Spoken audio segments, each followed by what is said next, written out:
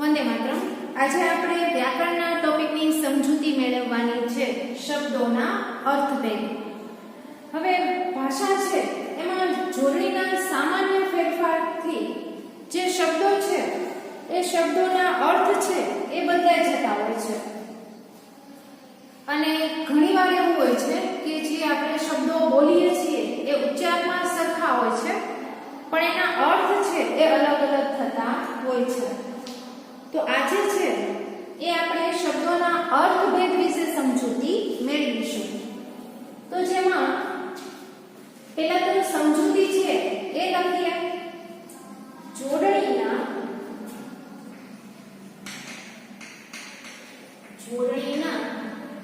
સાધારણ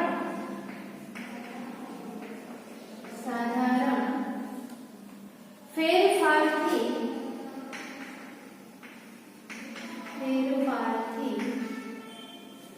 શબ્દના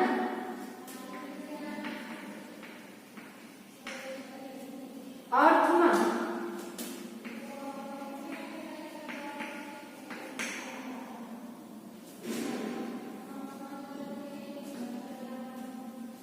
ફેરફાર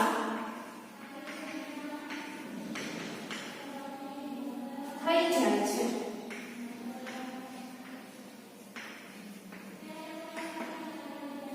આવા કેટલાક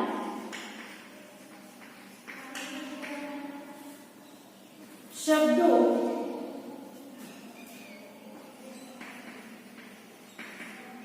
નીચે આપ્યા છે।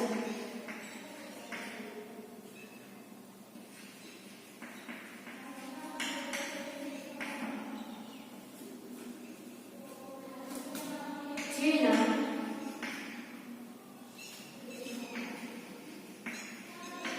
અર્થ સમજો। હવે આપણે છે એ શબ્દોના અર્થભેદમાં આપણે જોઈએ તો શરૂઆતમાં આપણને કહે છે કે જોડણી છે એ જોડણીના સાધારણ ફેરફારથી જે શબ્દ હોય છે એ શબ્દના અર્થમાં ફેરફાર થઈ જાય છે। આવા કેટલાક શબ્દો નીચે આપ્યા છે જેના અર્થ સમજો। તો એમાં આપણે પહેલો શબ્દ છે દિન।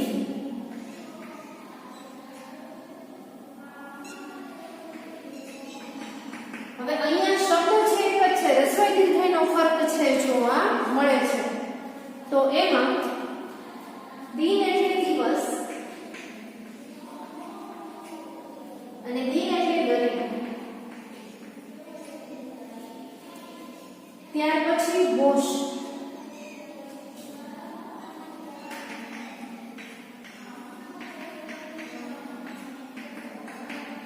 તો હોશ એટલે ભાન કે શુદ્ધિ અને નીચે હોશ એટલે ઉમંગ। ત્યાર પછી રવિ,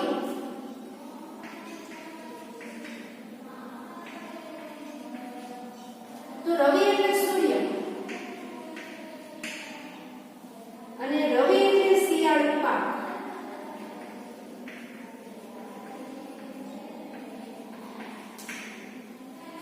હવે ત્યાર પછી છે સત અને સંત। સત અને સંત, તો સત એટલે સત્ય અને સંત એટલે આપણે બધા જાણીએ છીએ કે ભક્ત સાધુ।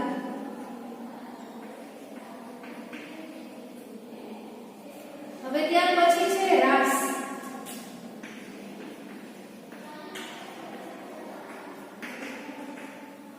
તો રાસ એટલે બોધ અને રાસ એટલે ગરબો। હવે આવા જે સામાન્ય ફેરફાર છે કે જેનાથી શબ્દોનો જે અર્થ છે એ અર્થ બદલાઈ જતા હોય છે। હવે આપણે અહીંયા એવા જે શબ્દો છે એની સમજૂતી મેળવીએ છીએ। હવે ત્યાર પછીનો જે શબ્દ છે ત્યાર પછીનો જે શબ્દ છે એ છે સમ।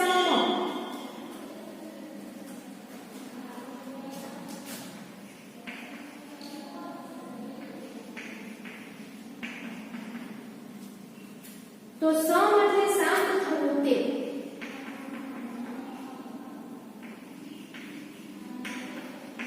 અને સમ એટલે શોભન.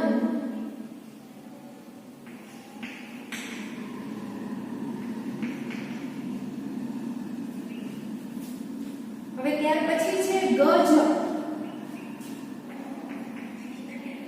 અને ગંજ.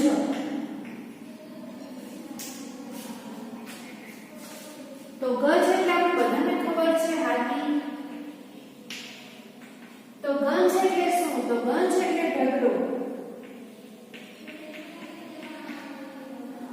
હવે ત્યાર પછી છે પાણી.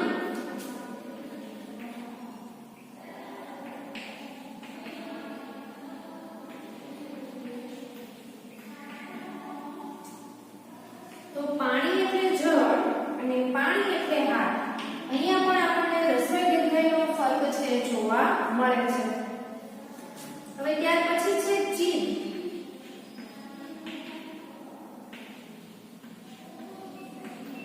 તો ચીર એટલે લાંબો સમય કે લાંબા સમય માટે, અને ચીર એટલે વસ્ત્ર પણ.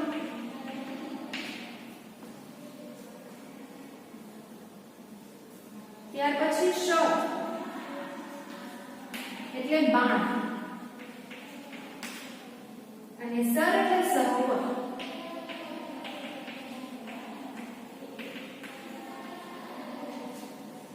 હવે ત્યાર પછી છે મોર.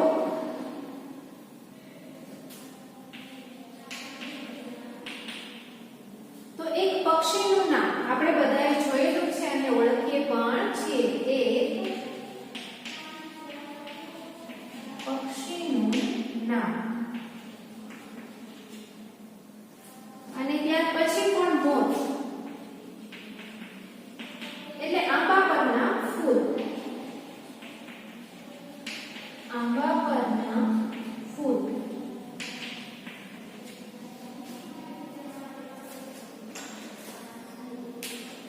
હવે ત્યાર પછી છે શાક.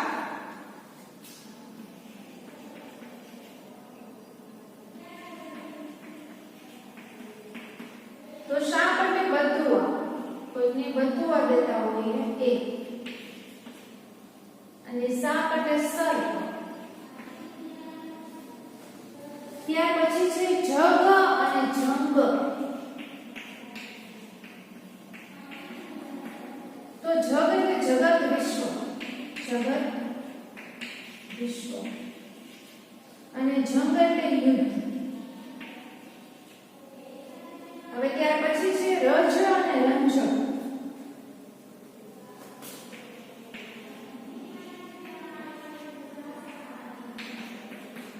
તો રજ એટલે ધૂળનો બારીક કણ.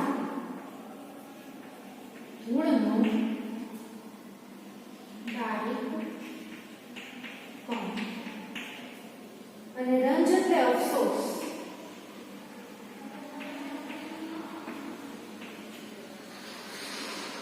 ત્યાર પછી છે ઉદર અને ઉંદર.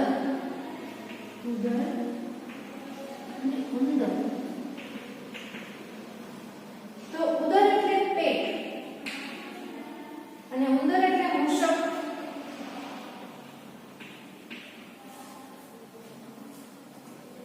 હવે ત્યાર પછી છે અંબર.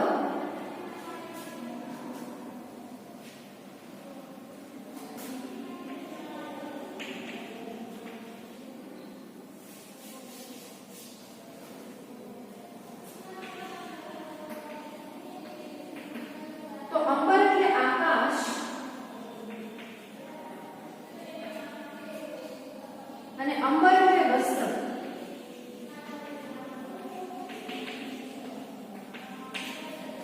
આ જે શબ્દો છે એ શબ્દો ફરી એકવાર વાંચી જાઉં છું, ધ્યાન આપજો કે જે જોડણીના સાધારણ ફેરફારથી જે શબ્દો હોય છે એ શબ્દોના અર્થમાં ફેરફાર થઈ જાય છે. આવા કેટલાક શબ્દો નીચે આપ્યા છે જેના અર્થ સમજો. આ જે શબ્દોના અર્થભેદ છે એ આપણે સમજવાના છે અને સાથે સાથે યાદ પણ રાખવાના છે. ભાષામાં સામાન્ય એવી જોડણીના ફેરફારથી જે શબ્દોના અર્થ છે એ બદલાઈ જતા હોય છે. હવે રસ્વાઈ દીર્ઘાઈનો ફર્ક છે એ જોવા મળે છે. ત્યાર પછી શબ્દો સરખા જ હોય છે પણ જે અર્થ હોય છે એ અલગ અલગ હોય છે. જેમાં આપણે પહેલું જોયું દિન, તો દિવસ, દિન એટલે ગરીબ. હોશ તો ભાન કે શુદ્ધિ અને હોશ એટલે ઉમંગ. રવિ એટલે સૂર્ય અને રવિ એટલે શિયાળો પાક. સત એટલે સત્ય અને સંત એટલે ભક્ત સાધુ. રાસ એટલે દોરડું અને રાસ એટલે ગરબો. સમ એટલે શાંત થવું તે અને સમ એટલે સોગંદ જે આપણે કોઈને આપતા હોય કે કોઈ આપતું હોય છે તે. ગજ એટલે હાથી અને ગંજ એટલે ઢગલો. પાણી એટલે જળ અને પાણી એટલે હાથ પણ થાય. ચીર એટલે લાંબો સમય કે લાંબા સમય માટે અને ચીર એટલે વસ્ત્ર. શર એટલે બાણ અને સર એટલે સરોવર. મોર એટલે એક પક્ષીનું નામ આપણે બધાએ જોયેલો છે અને મોર એટલે આંબા પરના ફૂલ. સાપ એટલે બતુઆ અને સાપ એટલે સર્પ. હવે ત્યાર પછી છે જગ અને જંગ. તો જગ એટલે જગત કે વિશ્વ અને જંગ એટલે યુદ્ધ. ત્યાર પછી રજ અને રંજ. તો રજ એટલે ધૂળનો બારીક કણ અને રંજ એટલે અફસોસ. ત્યાર પછી ઉદર એટલે ઉંદર. આ ઉદર એટલે ઉંદરમાં ઉદર એટલે પેટ અને ઉંદર એટલે મૂષક. અંબર, બંને શબ્દ છે સરખા છે પણ અંબર એટલે આકાશ પણ થાય અને અંબર એટલે વસ્ત્ર પણ થાય. ફરી એકવાર જોઈએ. દિન એટલે દિવસ, દિન એટલે ગરીબ. હોશ એટલે ભાન કે શુદ્ધિ અને હોશ એટલે ઉમંગ. રવિ એટલે સૂર્ય અને રવિ એટલે શિયાળો પાક. સત એટલે સત્ય અને સંત એટલે ભક્ત સાધુ. રાસ એટલે દોરડું અને રાસ એટલે ગરબો જે આપણે ગરબે રમીએ છીએ એ. સમ એટલે શાંત થવું તે. સમ એટલે સોગંદ. ગજ અને ગંજ. તો ગજ એટલે હાથી, ગંજ એટલે ઢગલો. પાણી, તો પાણી એટલે જળ અને પાણી એટલે હાથ. ચીર, તો લાંબો સમય અને ચીર એટલે વસ્ત્ર. શર અને સર. તો શર એટલે બાણ, સર એટલે સરોવર. ત્યાર પછી મોર એટલે પક્ષીનું નામ અને મોર એટલે આંબા પરના ફૂલ. જ્યારે કેરી આવવાની હોય છે ત્યારે છે આવે છે એ. સાપ એટલે બતુઆ અને સાપ એટલે સર્પ. જગ એટલે જગત કે વિશ્વ અને જંગ એટલે યુદ્ધ. ત્યાર પછી છે રજ અને રંજ. તો રજ એટલે આપણને બધાને ખબર છે કે ધૂળનો બારીક કણ અને રંજ એટલે અફસોસ. એના પછી છે ઉદર અને ઉંદર. તો ઉદર એટલે પેટ અને ઉંદર એટલે મૂષક. ત્યાર પછી છે અંબર. બંને શબ્દ સરખા છે. અંબર એટલે આકાશ અને અંબર એટલે વસ્ત્ર. આવા અન્ય શબ્દો છે એ જોઈએ.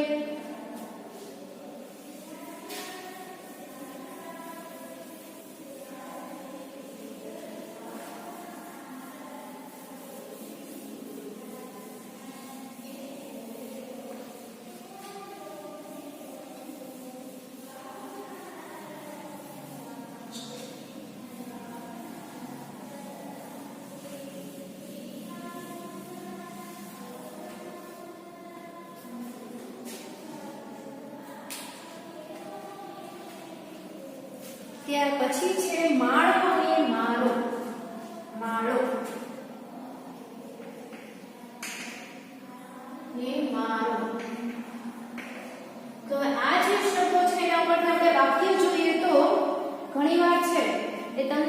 પરીક્ષામાં પૂછેલું હોય છે કે નીચે આપેલા શબ્દોના અર્થ લખી તેનો વાક્યમાં પ્રયોગ કરો. તો હવે એમાં માળો, તો બિલાડીએ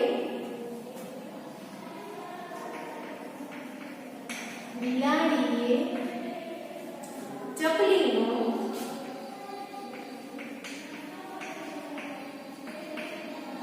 માળો તીખી નાખ્યો.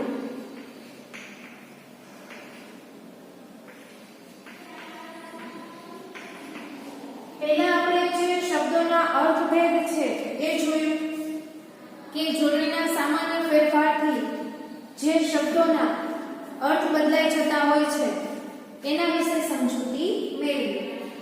હવે આવા જે શબ્દો આપેલા હોય છે એ શબ્દનો વાક્યમાં પ્રયોગ કરવાનો કે ત્યારે કઈ રીતે લખવું એ આપણે જોઈએ. ત્યાર પછી મારો, તો મારો ભાઈ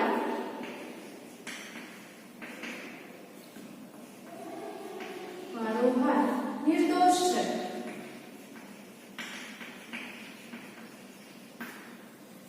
તેને ન મારો, તેને ન મારો.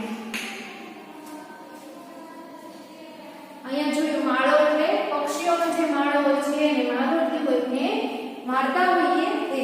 ત્યાર પછી સંભાળવું,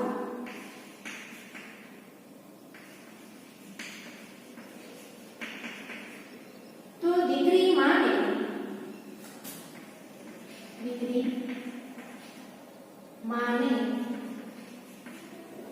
સંભાળે એટલે કે યાદ કરે છે.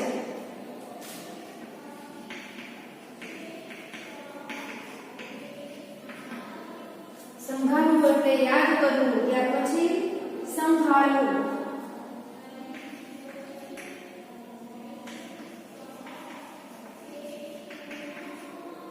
તો માં દીકરીને સંભાળે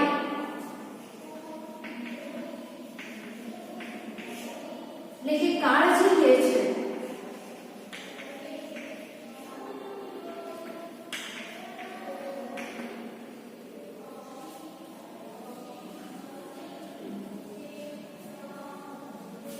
ત્યાર પછી કમર, આપણે આપણી,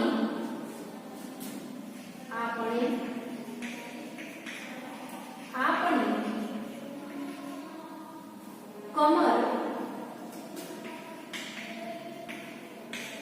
સીધી રાખીને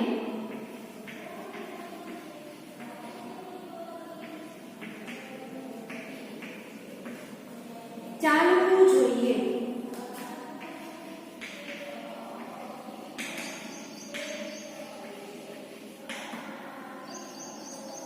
ત્યાર પછી છે કમળ,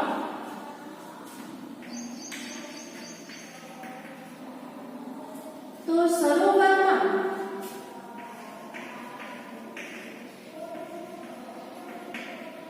કમળના ફૂલ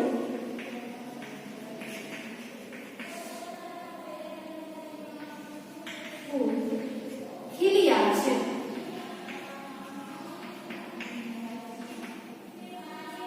હવે ત્યાર પછી હસે અને હસે, હશે ને હસે. તે અત્યારે મેદાનમાં હશે. હશે તેનું ઘર વસે, હશે તેનું ઘર વસે. હવે ત્યાર પછી છે શાળા,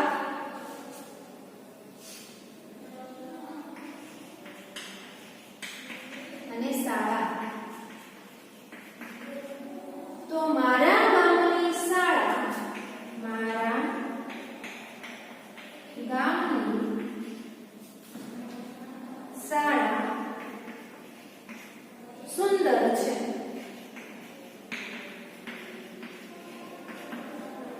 ત્યાર પછી મારા શાળા, મારા શાળા અમેરિકામાં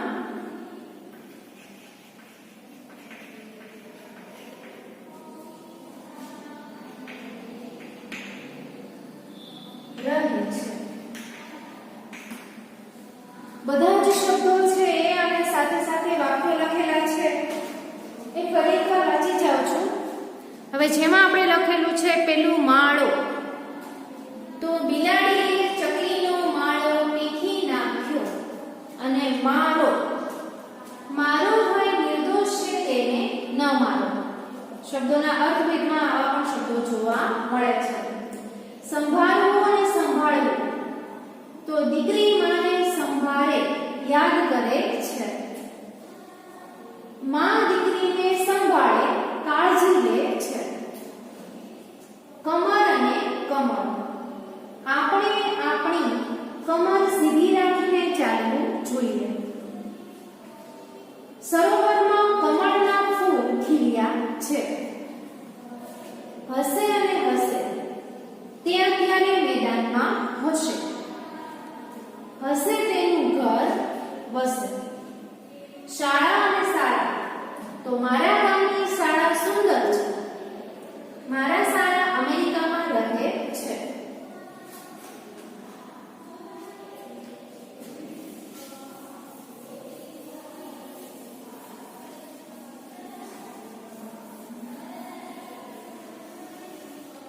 હવે ત્યાર પછી છે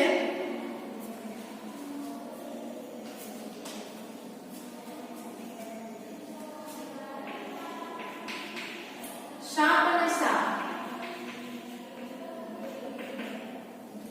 તો શ્રવણના માતા પિતાએ, શ્રવણના માતા પિતાએ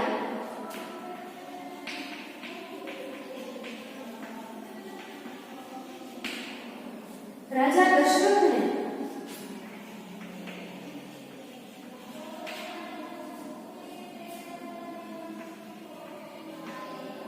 શાપ આપ્યો.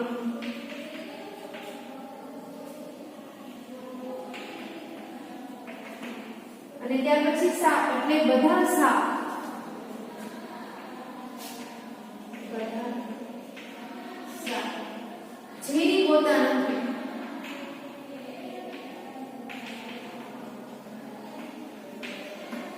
તો ત્યાર પછી આપણે જોઈએ તો સાપ અને સાપ, તો શ્રવણના માતા પિતાએ રાજા દશરથને શાપ આપ્યો.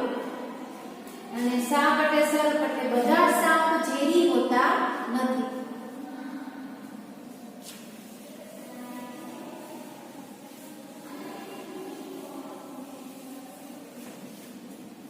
હવે અહીંયા છે એ આપણા શબ્દોના અર્થભેદની જે સમજૂતી છે એ સમજૂતી પૂરી થાય છે.